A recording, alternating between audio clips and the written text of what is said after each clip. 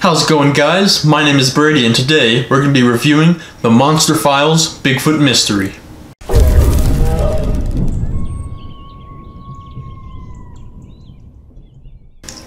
Okay guys, just to let you know, this is going to be a spoiler-filled review. If you have not yet seen this movie, you can go check it out on Netflix, and then come back and watch this video. That is a fair spoiler warning. Let's dive right in. Bigfoot Mystery follows wildlife cameraman John Waters as he learns about, investigates, and attempts to get the next great piece of footage of Bigfoot.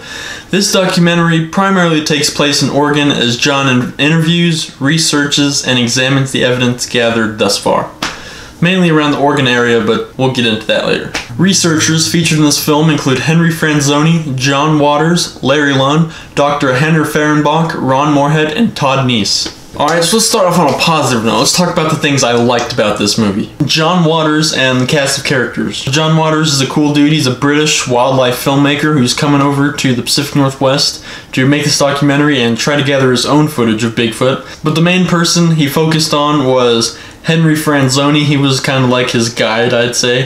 Out of all the other researchers that were featured in this, I'd say Henry was the co-host, sort of, the other main researcher that was featured in this documentary.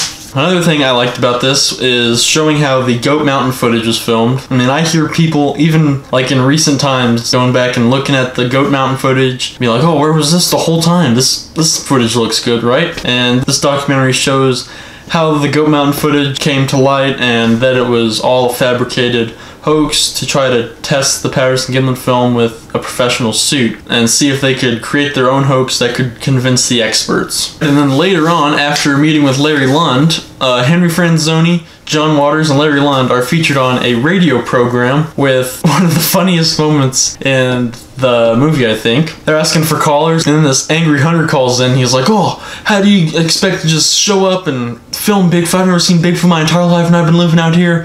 How do you expect some British man to just come up and film Bigfoot? Even John Waters thought that was pretty hilarious. So, another thing I liked about this movie is how Dr. Henry Fehrenbach examined the biological evidence that has been presented over the years. He looks at hair, he looks at scat, he talks about tree breaks for a second, but that's not really what I'm focused on, but he talks about how the hair samples he's examined haven't had viable DNA signatures, so he's been going off of the appearance of the hair, but even that can't really determine what it is, because at a point, even if it is a possible hair from the Sasquatch, you can look at it and say, that's unidentified by appearance, but there's no definitive Sasquatch hairs to compare it to, so you can just say it's an unidentified hair sample, but you can't positively ID that to Bigfoot. And he also talks about scat, how a scat sample that has been shown to him, he says it was one long sausage and curled up, it was about 10 inches high, 4 inches in diameter, and if pulled out, it would have been about 36 inches long.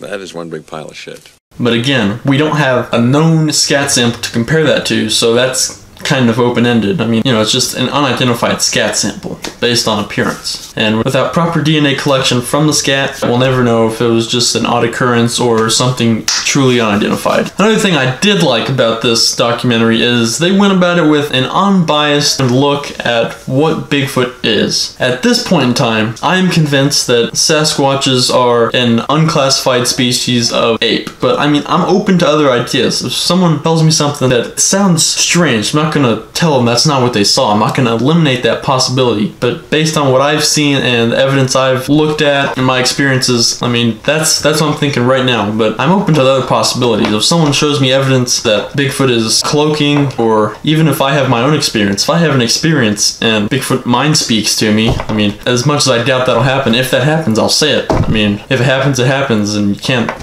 deny that. But yeah, I like how this documentary mentions some of the other folklore and goes about it in an unbiased fashion as to keep minds open to all of the possibilities. Another thing they featured in this documentary is the Sierra sounds captured in the 1970s. I think the only other documentary I've seen this in was In Search Of with Leonard Nimoy. I think that's the only other documentary I've seen examine the Sierra sounds, so that was cool to see them in this. And whether the Sierra sounds are real, I can't say. Ron Moorhead seems like a cool dude, seems like an honest guy, a legitimate researcher, but the sounds, I can't get over the sounds. The sounds just look too goofy to me, like, and it's super close. Sounds like the Bigfoot's right up, talking right into the microphone at some points. So I don't know, I'm kind of split 50-50 on the Sierra sounds, because Ron Moorhead seems like a legitimate researcher, but the sounds themselves, they're not selling it for me. But yeah, it was still cool to get a little background on the Sierra sounds and feature them in a documentary. As I mentioned earlier, Todd Neese is also in this documentary, and this is the first time I've heard of his sighting. I haven't really heard his sighting come from him, so it was cool to see him retelling his account in this documentary, because I had never heard his account before, so that was really cool. Todd Neese is a cool dude.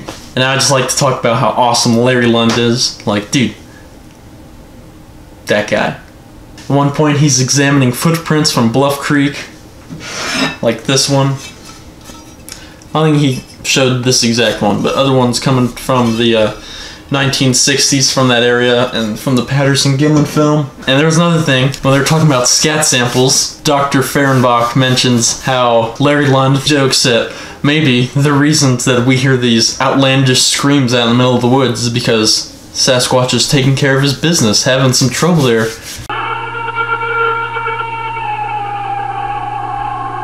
And he's screaming in pain. That was my favorite laugh out loud moment in this documentary. And about mid-documentary, Henry directs John to go speak to a witness. His name is Howard Hawley, and he's a logger that lives out in the mountains. This guy was hilarious. Like, everything he said, it was just awesome to see him talk about stuff and show the tree breaks everywhere and talk about the Bigfoot habits. Whether it's true or not, that guy was just a hoot. He was a fun part for the documentary. And back to Henry, speaking of awesomeness, I just think it's awesome. His flowing locks there, playing the drums in the woods. He has this super cheesy, like, Bigfoot Christmas type sweater. It was just hilarious. He's walking around with, like, Bigfoot footprints walking down from the shoulder. That just looked hilarious. That was... I also like how throughout the documentary, John Waters remained open-minded but skeptical at the same time, which is something that a lot of researchers can learn from, because a lot of researchers take things without evidence. Like, I mean, no matter how credible, you have to stay skeptical to some point in your mind. I mean, without the evidence to support it, you always have to stay skeptical until you have your own experience, your own sighting, your own encounter. Just always stay skeptical and eliminate all other possibilities before jumping to Bigfoot. Don't say, it could be Bigfoot. You know, it could be. That rock at the bottom of that hill over there could be Bigfoot just came up and placed a rock, or it could have fallen down the hill. So always examine all other options before Bigfoot, because there's a lot of other options out there besides jumping straight to Sasquatch. So you always want to have that skeptical voice in the back of your head. And lastly, I like how they created their own footage at the end, how they were trying to test the experts by trying to create their own convincing footage. So then they get the guy in the suit, and they get like this professional Hollywood-ish type of costume expert. So yeah, I think those types of things are neat as long as you don't promote them as true. Testing the experts, keeping them in check, make sure they're not saying everything's a Bigfoot, things like that. Experimentation, it's part of science. So I think these types of experiments can be really helpful with the right state of mind, as long as you're not hoaxing and you're just experimenting. For the most part, thumbs up. Just don't hoax. That skews data. That's not scientific.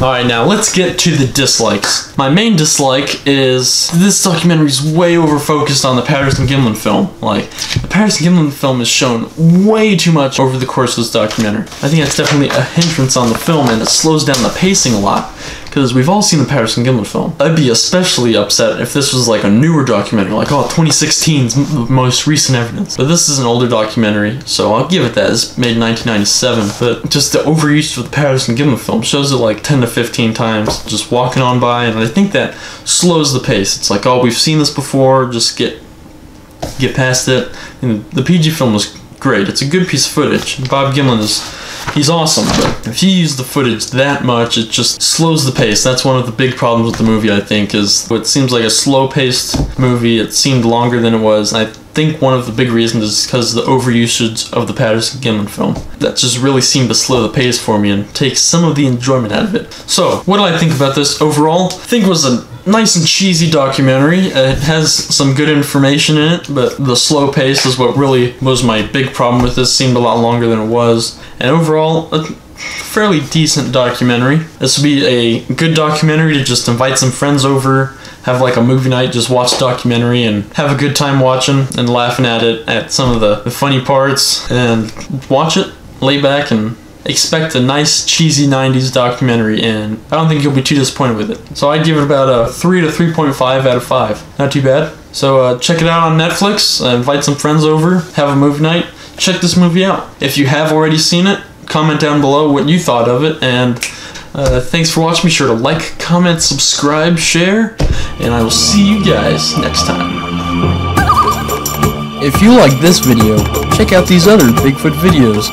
Be sure to subscribe. Follow me on my journey into the world of Bigfoot research.